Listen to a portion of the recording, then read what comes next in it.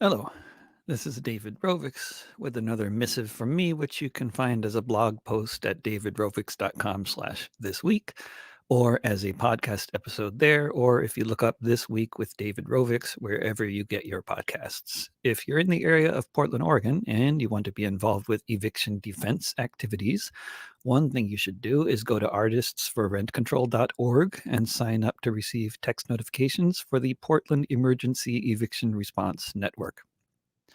To the Barricades, the Red House and the future of eviction defense. Portland, Oregon has been in the headlines over the last few days, and this trend will continue. The reasons for the headlines will vary depending on who you ask. If you ask the far right, they will say something about Antifa terrorists having violent confrontations with the police because they hate law and order.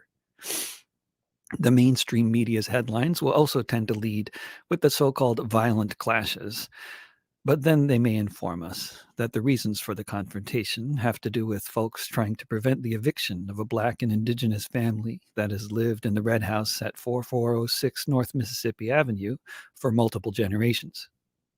Either way, the stories you'll hear will focus on violence.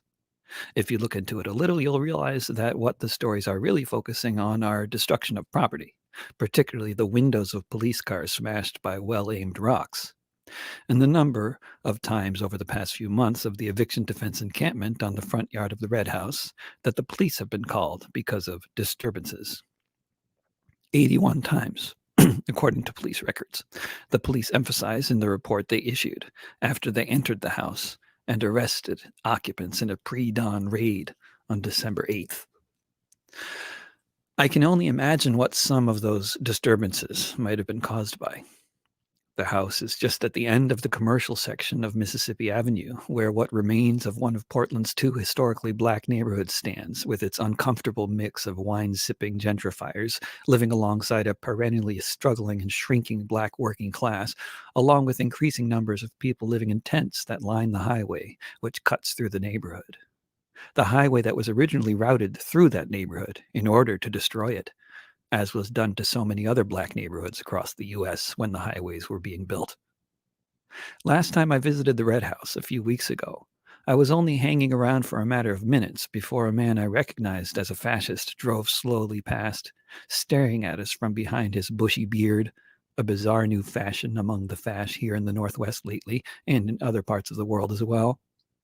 Indeed, if you follow people on Twitter who are involved with the struggle at the Red House, you will see frequent mentionings of the latest spotting of a known fascist, whether Proud Boy or Patriot Prayer, along with the latest prediction of when the riot cops will next come to create chaos.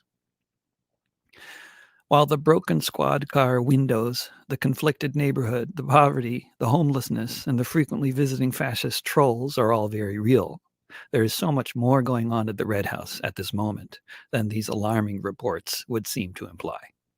Primarily, what's going on there is pure beauty in the form of the most profound expression of human solidarity you're likely to see anywhere. Reading the descriptions from the police and in certain corners of the media, one would expect an unwelcome reception if you were to visit the neighborhood they're describing.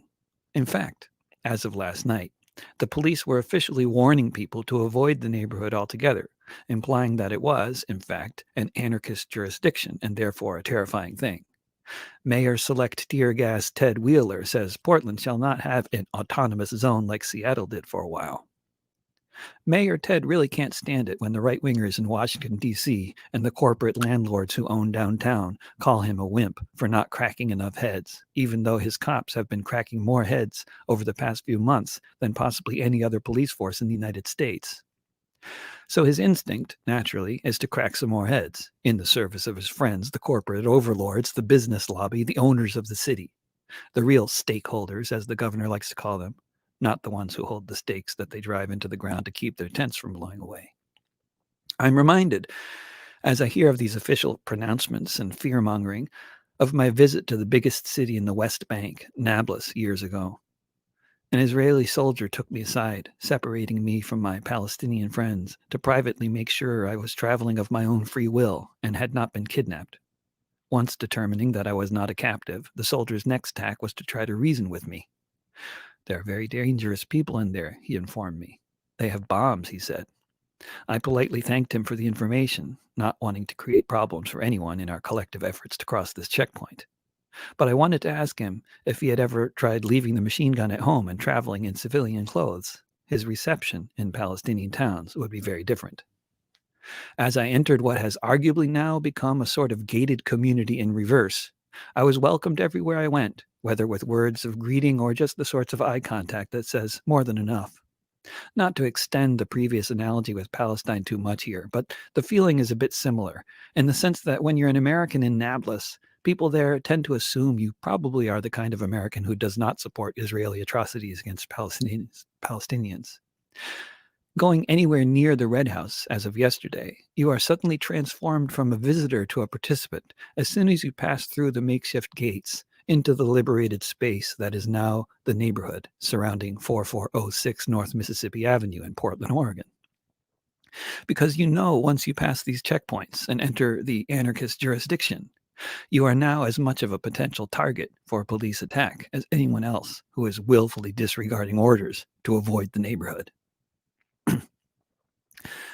From the time people began to maintain a constant presence in front of the house as part of an effort to prevent the forced eviction of the Kinney family within it, until a few days ago, it was the house and its yard that was being protected.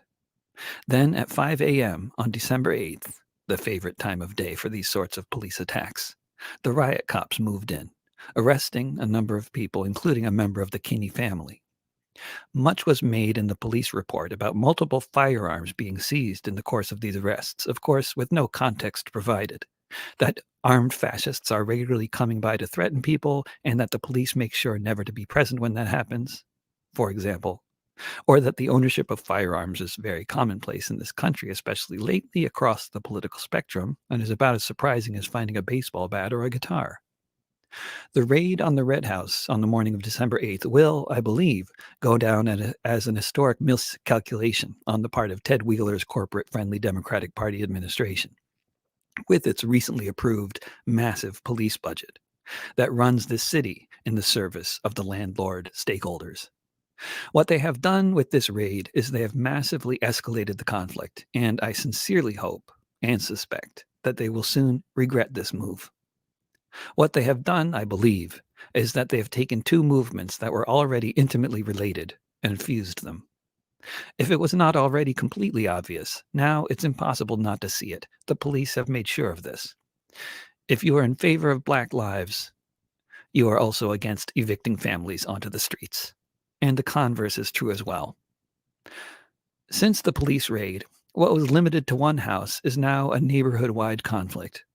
The neighborhood is already very gentrified, and the displeasure among some of the yuppies around Mississippi Avenue that black-clad youth had set up checkpoints on multiple intersections was occasionally being made clear, but only through the aggressive use of car horns, never by people actually getting out of their cars to engage with anyone on a human level, whether out of fear or embarrassment on the part of the horn-happy wine bar set. After the raid, the police employed a fencing company to erect a tall fence to surround the Red House with. They apparently were operating under the premise that a tall fence would take care of the problem. In actuality, the fence they erected turned out to be very useful, but not for the reasons the authorities apparently believed it would be. What transpired in the hours after they erected the fence, as is easy to observe directly, is the fence was dismantled and re-engaged, deployed as part of some suddenly very solid barricade constructions at every intersection surrounding the Red House. The barricades were set up in such a way that people who lived in other houses in the neighborhood could still access their houses, and mostly also their parking spaces, but they now had to take a much more circuitous route to get onto the main road. Each barricade has a little entryway that a human, but not a vehicle, can pass through, once the nice, thoroughly masked young person in black who greets you ascertains that you're probably not a cop or a fascist. During my time hanging around the neighborhood there last night, many people were engaged in many forms of industrious activity. If you haven't spent much time among autonomously organized youth, whether current youth or the same crowd that existed when I was young in the 1980s of New York City, you might not realize that when you enter such patches of liberated territory, whether it's a mostly outdoor phenomenon like this or a building takeover, You are entering a hive of activity, reminiscent of a beehive, with everyone engaged in doing their thing, whether they are responsible for cooking, collecting trash, building barricades, constructing tire spikes, collecting wood for the campfires, collecting rocks, or whatever other useful endeavors. Last night was full of that beehive vibe, with most people fulfilling one role or another, whether self-appointed or appointed through an affinity group or larger network, involved with specific aspects of organizing the things that need to happen when large numbers of people are being somewhere for a while. Folks need to eat, sleep, and shit while also seeking to defend the Red House. While many people were engaged in meetings or carrying out various tasks, the scouts looking for the next inevitable visit from the riot cops and others involved with guarding the perimeter always have time to talk. Now, nothing I'm about to say should come as a surprise to anyone who has spent much time on the ground at protests in Portland over the past 8 months or so. But the crowd last night consisted of a very interracial, multi-gendered, and otherwise very intersectional group of mostly young people. Mostly wearing black, which incidentally is not just a political statement, if it even is one, but is a matter of practicality for a variety of reasons. Are there, as I'm sure some readers will be quick to point out, armed sentries? Yes, there are armed sentries. Very nice armed sentries, the kind we need more of, unfortunately. And what are people talking about? There, in among the campfires. I passed by one meeting, noting that most of the participants are people of color. I recognized the man who was speaking to the group of a dozen or so people. He spoke at the last rally I sang at, in fact. As I walk past the discussion, he's talking about how to be inclusive of people who want to be involved while still finding effective ways to exclude truly disruptive elements. I then came upon another couple of folks who greeted me for the sole reason that I had stopped walking momentarily while in their general area, and we then spontaneously began having a conversation about the history of eviction defense actions across the U.S. in the 1930s during the Great Depression. Back in the 1930s, all of us radical history buffs hanging around the Red House collectively noted, when the cops came to evict people, they often succeeded, but only temporarily. After evicting a household, the people would gather together, often in their thousands, to move the family back in and unevict them. That, we all noted, was exactly what was going on at 4406 North Mississippi Avenue.